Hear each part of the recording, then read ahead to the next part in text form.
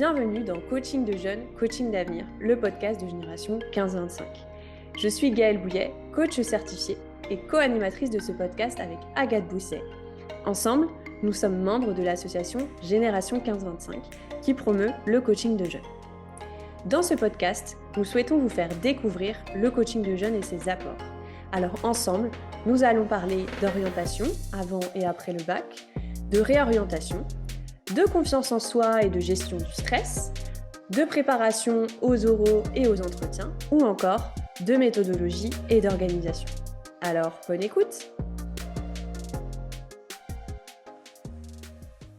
Bonjour à toutes et à tous, bienvenue pour ce nouvel épisode du podcast de Génération 15-25, coaching de jeunes, coaching d'avenir.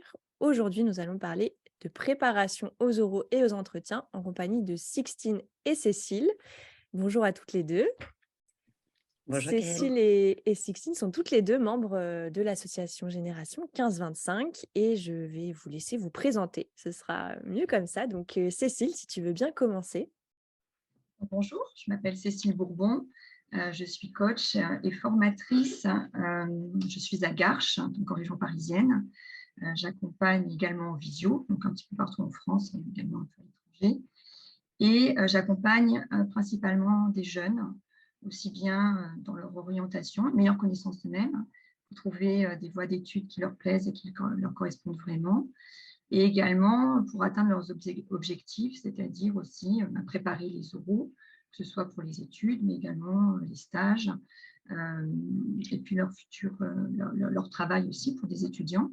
Et j'interviens aussi dans des écoles en tant que formatrice sur ces notions de leadership, développement personnel et professionnel. Super, merci. Sixtine? Oui, bonjour. Alors moi, comme Cécile, je suis coach en orientation. J'accompagne également aux oraux et la préparation aux oraux. Je suis également coach en transition professionnelle. J'habite à San Francisco, en Californie. J'accompagne beaucoup de Français de l'étranger, mais également des Français en France. Et je suis aussi l'auteur du livre Post-bac mode d'emploi pour être un expat bien informé, pour aider les Français à s'y retrouver dans tous les systèmes éducatifs en France et à l'étranger. Voilà. Très bien. Donc aujourd'hui, on est international, partout en France, entre Lyon, Paris, et puis, région parisienne et puis San Francisco. Merci à toutes les deux. Donc, on va attaquer tout de suite dans le vif du sujet avec la première question pour toi, Sixtine. Est-ce que tu peux nous expliquer à quel type d'entretien, justement, on peut se préparer quand on se fait accompagner en coaching de jeunes sur cette thématique? Oui, alors effectivement, il y a plusieurs sortes d'entretiens. Donc il va y avoir des oraux d'admission dans les écoles, qu'on connaît de façon assez plutôt classique. Donc école d'ingénieur, école de commerce. Maintenant, médecine aussi demande des oraux à la fin de la première année. Vous pouvez aussi avoir des oraux pour entrer à Sciences Po, dans l'armée. Vous avez aussi le grand oral. Mais il y a également des soutenances de mémoire. Ça va être des préparations aux entretiens de recrutement pour des stages, pour des alternances, pour un premier emploi, par exemple. Donc, il y a une panoplie d'oraux. Et puis après, il y a le type d'oral aussi qui peut être particulier. Vous allez avoir des entretiens collectifs, des entretiens individuels. L'entretien individuel est un peu plus traditionnel. Ça va être des entretiens de motivation. Mais maintenant, apparaissent aussi également les entretiens collectifs. Donc, dans certaines écoles d'ingénieurs, par exemple, même de commerce, vous allez avoir ces entretiens-là. Ça peut être aussi des entrées pour entrer en post-bac, donc juste après le bac, ou alors en master. Et vous allez avoir des entretiens, et beaucoup en France, aux États-Unis, un petit peu moins. C'est plutôt en master que vous allez avoir des entretiens, mais sinon, en Europe aussi, certaines universités proposent, dans leur système de recrutement, ont des entretiens. Et puis, vous allez avoir des entretiens en visio et en présentiel. Ok, super. Donc, pour faire le parallèle avec les autres épisodes sur l'orientation, on peut se faire accompagner finalement à plusieurs étapes, collège, lycée, post-bac, et puis après, même dans la vie active. C'est la même chose finalement pour les oraux. On peut se faire accompagner à différents moments clés pour différents établissements et sur différents types d'entretiens. Ok, super pour ce premier état des lieux. Cécile, justement, comment, en tant que coach, est-ce qu'on accompagne ces thématiques-là, cette thématique de la préparation aux oraux? Comment ça se passe un coaching en fait sur ces sujets? On va partir principalement des attentes et des besoins du jeune ou de l'étudiant qui vient nous voir et de ses objectifs et définir voilà, ce dont il a besoin, ce qu'il a besoin d'améliorer. Donc, faire un état des lieux et ensuite travailler avec lui en général le fond. Donc, certains ont besoin de travailler aussi leur connaissance d'eux-mêmes pour arriver à mieux se présenter, notamment pour ce fameux exercice du pitch, qui est la réponse à la question «Parlez-moi de vous, présentez-vous». Qu'est-ce qu'on dit dans ces 2-3 minutes et qui vont être après le conducteur de l'entretien. Et puis également, donc sur le fond et sur la forme, pour arriver aussi à gérer ce stress qui est souvent inhérent à l'exercice de l'oral, parce qu'on n'est pas en contrôle de tout et qu'il faut accepter aussi cette part d'incertitude. Comment on gère ce stress, comment on gère cette incertitude et comment en fait on arrive à atteindre ces objectifs. Donc souvent, il faut moins, dans l'idéal, selon évidemment les attentes, le temps dont le jeune dispose et le temps qu'il a pour se préparer, entre 3 et 5 séances, mais ça peut être voilà, 2-3 séances où on va explorer, encore une fois, le contenu, les saboteurs qui peuvent arriver et puis la mise en situation qui aide dans ce cadre de préparation, bien sûr. Mmh. OK. Donc, quand tu dis, les saboteurs qui arrivent, qu'est-ce que ça peut être, par exemple, les sujets que l'on peut traiter, dans un coaching à ce moment-là? Souvent, c'est le stress, c'est Mmh. je perds mes moyens, je ne sais plus quoi dire, j'ai le cœur qui palpite, qu'est-ce qui se passe? Je j'arrive plus à respirer. Donc c'est effectivement arriver aussi à prendre conscience, et accepter aussi que la part de stress peut être aussi présente et c'est OK, mais comment on apprivoise aussi Mmh. et on fait avec plutôt que de vouloir ne pas être stressé. Est-ce que c'est possible? Voilà, donc c'est aussi réfléchir à tous ces éléments-là et à mettre en confiance, à rassurer aussi Mmh. sur cet exercice qui va aider. Hein, je crois qu'il n'y a pas, enfin, se faire coacher à l'oral, on peut le faire à tout âge. Mmh. euh, et les plus grands orateurs, leaders, qui paraissent très bien s'exprimer, se sont beaucoup préparés et ont Ouais. souvent été coachés. Tout à fait. Ouais, ouais, c'est clair. OK, merci. Sixtine, comment, est-ce qu'en coaching, on définit les critères de réussite de l'oral et de l'entretien? Puisqu'on a vu qu'il y avait plein de types d'entretiens. Donc comment est-ce qu'on arrive à accompagner sur les critères de réussite? Alors comme disait, Cécile, on commence par, demander un petit peu aux jeunes, ce qu'il a envie de travailler et surtout comment est-ce qu'il, lui, ça serait quoi pour lui un oral réussi? Mmh. Comment est-ce qu'il visualise, un oral réussi, et qu'est-ce qui fait qu'il se sentira prêt? Mmh. Voilà et puis, ben, les questions qu'on pose au départ, enfin que je pose, souvent, c'est, qu'est-ce que tu veux, quelle image tu veux donner de toi? Avec quoi tu veux que l'examinateur reparte? Que veux-tu que cet examinateur retienne de toi? Et toi, avec quoi tu veux repartir de cet entretien? Donc voilà et puis après, ben, c'est tout le travail que l'on fait avec le jeune, et c'est vrai que plus, le jeune va s'entraîner, plus il y aura de chances que, à la fin, il se sente Mmh. prêt. Mais c'est vraiment, toi, comment est-ce que tu visualises un entretien réussi Mmh. et avec quoi tu veux repartir, avec quoi tu veux que l'autre parte? OK. Ce qui est hyper intéressant là-dedans, je trouve, dans ce type d'accompagnement, c'est de faire se replacer le jeune en situation d'acteur, en fait, de son entretien et que lui se positionne comme: «C'est quoi un entretien réussi pour moi? Moi, quels sont les messages que je veux faire passer?» et pas uniquement, voilà, comme, passif sur l'entretien. Exactement. Mmh. OK, super. Est-ce que toutes les 2 vous pouvez nous partager justement des exemples d'exercices ou d'outils que l'on peut utiliser, que vous utilisez vous, pour accompagner des jeunes sur les oraux? Je ne sais pas laquelle des 2 veut commencer? Eh bah, écoute, moi je veux bien. Vas-y, Alors, Sixtine. Moi, j'utilise un mind map. C'est un outil avec des branches, bref. Donc ça, j'aime bien envoyer ça aux jeunes en amont. Donc c'est un petit peu ludique. J'utilise des plateformes connectées pour ça. Et comme ça, on a ensemble, c'est un document partagé en fait. Ok. Et puis également, comme ce que je disais, hein, en quoi tu sauras que tu auras réussi ton entretien. Donc, des exercices de visualisation, de projection, Oui. et puis avec des outils un peu classiques, hein, évidemment, de questionnement, mais des outils dont on a parlé, hein, de gestion du stress, de respiration, de motivation. Voilà, des outils très classiques de coaching. Ok, super. Pour toi, Cécile? Oui, parce que ce qu'a dit Sixtine est vraiment très aidant et souvent complété de la mise en situation Mm. concrète, pratique, hein, sur le pitch, encore une fois, la fameuse question présentez-vous, mais également les réponses aux questions, on va dire, un peu classiques et attendues de l'exercice de l'entretien. C'est quoi tes qualités, c'est quoi les défauts, donc c'est toujours jamais évident. Donc d'avoir préparé, mais ça fait partie des questions classiques. Qu'est-ce qui te motive dans cette école, dans cette entreprise, etc. Et voir des questions un peu plus inattendues, voilà, Mm. pour aussi s'attendre à être déstabilisé, hein, si tu es un animal ou si voilà, essayer d'être ou une ville, voilà, typiquement il y a des écoles qui posent ce type de questions. Et puis pouvoir inverser la donne, c'est-à-dire les mettre aussi en tant que rôle dans la peau du jury. Si tu es jury, Mm.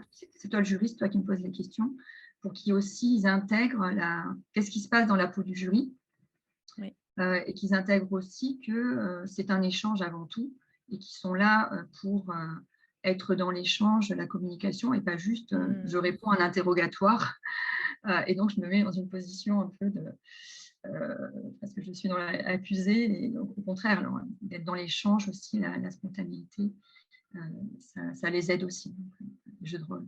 Ok, super. Génial. La question maintenant que je pose dans tous les épisodes, c'est l'action du témoignage. Voilà. Est-ce que toutes les deux, vous pourriez nous partager une anecdote ou un témoignage de coaching qui vous ont particulièrement marqué sur cette thématique-là de la préparation aux oraux? Cécile, si tu veux commencer. Oui, bon, il y en a pas mal, effectivement. Mais ceux qui sont souvent importants, c'est quand j'aide aussi, j'accompagne aussi bien des filles que des garçons, mais je trouve que chez les jeunes filles, il y a encore plus d'appréhension à parler d'elles-mêmes, à se mettre en avant. Voilà, là, c'est parce qu'il y a parfois les petites voix pas ton intéressantes qui sont présentes. Voilà, l'expression orale n'a pas forcément été valorisée, alors qu'elle s'exprime très bien. Et quand on leur pose la question, c'est ouais, comment tu te sens à l'oral? Moi, je suis nulle. Non, tu n'es pas nulle. Souvent, sur le fond, c'est nickel. Quand elles parlent, c'est nickel. C'est juste qu'elles ont cette appréhension. Donc, c'est arrivé pour voilà, des jeunes filles que j'ai accompagnées à faire en sorte qu'elles aient non seulement réussi l'entretien, mais qu'elles aient compris qu'elles avaient les clés en elles Mm. et qu'elles avaient les ressources et qu'elles savaient les mobiliser et qu'elles soient aussi contentes de ce qu'elles aient fait, que ça soit aussi un exercice plus familier et agréable qui leur servira ensuite. Et je pense que j'en suis d'autant plus convaincue que moi-même, j'ai été confrontée à cette difficulté quand j'étais étudiante Mm. à Sciences Po et que le grand oral a été juste une catastrophe que j'ai terminée en larmes et qu'il m'a fallu des années dans mon expérience de communicante pour arriver à surmonter ces difficultés et que si j'avais eu des outils de coaching Mm. que je connais aujourd'hui, je me dis, oh là là, mais quelle souffrance je me serais épargnée. J'ai envie d'épargner aux autres. Ok, merci beaucoup. Sixtine. Oui, alors moi, cette année, j'ai accompagné un jeune qu'on va appeler Martin, hein, garder son Heu, Anonymat. anonymat, voilà, merci. Donc lui, il veut rentrer à l'armée et il arrive après 4 échecs, il a déjà essayé 4 fois et donc il essaye une autre fois et donc c'était un coaching, bon déjà, un jeune très résilient, évidemment très motivé, très attachant. Je m'attache souvent beaucoup aux jeunes avec qui je travaille. Et puis, eh ben, lui, ben, il a fallu passer par toutes les étapes de la gestion de l'oral, tous les aspects de la gestion de l'oral, mais avec en plus la gestion de l'échec Mmh. et l'appréhension de recommencer alors qu'il avait déjà échoué dans le domaine. Et Mmh. donc c'était un travail très, voilà, très, très intéressant à faire ensemble. Et puis, ben, on a travaillé donc voilà, tous les codes de l'entretien. Et surtout lui, c'était essayer de le cadrer et de le limiter dans sa gestion du temps et dans la Mmh. gestion de ce qu'il avait à dire, parce qu'il avait tendance à en dire trop, anticiper des questions qui potentiellement n'auraient pas été posées, et puis peut-être mettre voilà, ce qui est important, c'est d'arriver à dire uniquement ce qu'on nous demande, de ne pas aller trop Mmh loin mh. et d'arriver à bien cadrer et à être très spécifique avec des exemples précis sans en dire trop. Oui. Mais voilà, donc lui, c'était plutôt ça. Donc prise de confiance en soi, ancrage, et puis essayer de dire ce qui était essentiel pour lui. Mmh. OK. Bah, super, merci pour vos 2 partages très différents et moi, ce qui me marque dans ces 2 partages, c'est le fait qu'en coaching, on travaille pas que finalement sur la préparation des oraux et ce qui est travaillé en coaching va plus loin et sert en fait pour, toute la vie, sur, effectivement la gestion, de l'échec comme tu l'as dit dans ton exemple Sixtine ou même, simplement, bah, prendre sa place, prendre la parole comme tu l'as dit, Cécile donc c'est ce que je retiens dans vos 2 partages. Avant de conclure, aussi une question que je pose dans tous les épisodes, c'est la ressource que vous pouvez, conseiller, que ce soit pour les parents, soit pour, les jeunes sur cette thématique-là des oraux. Cécile? J'aime bien partager des petites vidéos un peu humoristiques qui les aident à mieux comprendre ce qui se passe en eux, au-delà de, entre guillemets, leur expliquer, leur faire prendre conscience. Mmh. Donc il y a des petites vidéos qui sont faites par et tout le monde s'en fout. Oui. Voilà, taper sur internet, sur un jeune qui met ça. C'est assez court hein, sur qu'est-ce qui se passe en soi en termes de stress, le regard des autres, le jugement. Et donc il y a des explications un peu euh, avec les neurosciences Mmh. et psychologiques aussi qui sont intéressantes. Les tutos aussi du grand oral, hein, c'est aussi des Oui. choses qui peuvent être aidantes, pas que pour le grand oral du bac, mais voilà, pour tous les oraux. Après, c'est vrai qu'il y a des ressources, il y en a énormément en vidéo. C'est trouver celle qui va être le plus adaptée Mmh. aux jeunes ou la personne qu'on a en face de soi. Ouais. OK, super. Bah, je les mettrai en commentaire, de la vidéo, ces références-là. Merci et pour toi, Sixtine? Oui, il y a aussi le film Le discours d'un roi qui peut être Mmh. un film intéressant à regarder, ou les vidéos des TED Talks de Simon Sinek, qui est un des gourous du marketing aux États-Unis. C'est vrai, ces vidéos sur le why, le pourquoi, c'est important. Voilà, pourquoi est-ce que vous voulez passer ces euros, pourquoi vous voulez rentrer dans ces écoles, c'est quoi votre projet pour plus tard. Et puis, une autre vidéo sur le TED, sur TEDx, se libérer du regard des autres.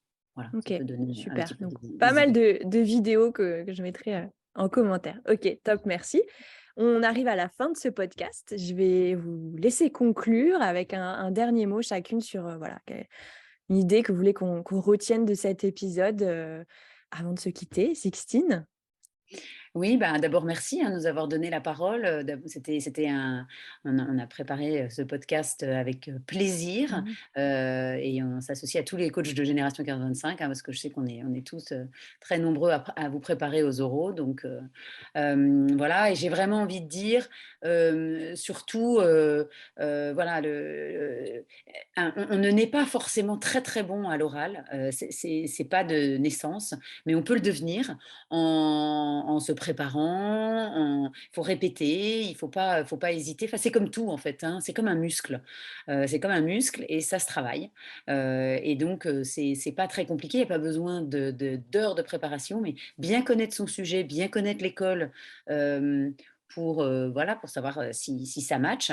Et puis, comme on l'a déjà dit pendant ce podcast, c'est vraiment il n'y a pas que vous qui devez vous vendre. Il y a eux aussi, l'école. Et je crois qu'il y a même des examinateurs qui sont stressés aussi quand ils font passer les oraux. Parce que eux, il ne faut pas qu'ils se trompent non plus dans leur choix d'étudiants. Il n'y a rien de pire pour une école que d'avoir des jeunes qui partent après 6 mois, 1 an, 2 ans, et ça arrive très souvent. Donc il faut essayer c'est un jeu d'équilibriste, mais ne prenez pas toute la pression sur vos épaules parce que il y a de la pression des 2 côtés. Vous devez plaire à l'examinateur, mais l'école doit vous plaire également. Super, merci. Et Cécile? Oui, je rejoins tout à fait ce qui a été dit par Sixtine. Et se préparer aussi, c'est ne pas forcément perdre son authenticité et sa spontanéité. Au contraire, c'est se libérer des freins finalement qu'on peut avoir pour communiquer, s'exprimer, pour être le plus sincère, authentique possible. Un entretien, c'est arriver à exprimer qui on est, en restant sincère et authentique. Oscar Wilde disait « Soyez vous-même, les autres sont déjà pris ». Et une école, elle n'a pas envie que vous lui sortiez un discours marketé, stéréotypé, etc. Elle a envie de savoir qui vous êtes, qu'est-ce qui vous motive, qu'est-ce qui vous anime, au sens animé, mettre en mouvement, qu'est-ce qui vous plaît. Et là, vous aurez l'énergie, le jeune aura l'énergie et saura faire passer sûrement sa motivation, ses idées, et sera dans sa puissance de conviction parce qu'il montrera cette envie. Donc, c'est rassurer sur tous ces éléments-là et se dire que on peut être aussi simple et efficace dans le coaching. Ça ne prend pas forcément des heures et des heures et que c'est vraiment une expérience à vivre intéressante, aidante pour les jeunes, aidante pour les parents aussi qui se sont rassurés. Donc, les personnes, on a tous à y gagner. Super. Merci beaucoup à toutes les deux pour vos partages. J'en profite aussi pour remercier Isabelle Vassereau qui a participé avec vous à la préparation de cet épisode. Et puis, pour nos auditeurs et nos auditrices, on se retrouve très vite pour un prochain épisode de Génération 15-25, coaching de jeunes, coaching d'avenir. Merci, bonne journée. Merci d'avoir écouté cet épisode jusqu'au bout. Si celui-ci vous a plu, laissez-nous un commentaire ou un j'aime. Vous pouvez également partager ce podcast à un proche, c'est ce qui nous permettra de le faire connaître et d'aider d'autres personnes. Vous pouvez également vous abonner à notre chaîne YouTube Génération 15-25 en cliquant sur le bouton s'abonner ci-dessous et également nous suivre sur nos différents réseaux sociaux, LinkedIn, Facebook ou Instagram. Enfin, vous pouvez retrouver tous les coachs membres de notre association sur le site internet www.génération1525.fr.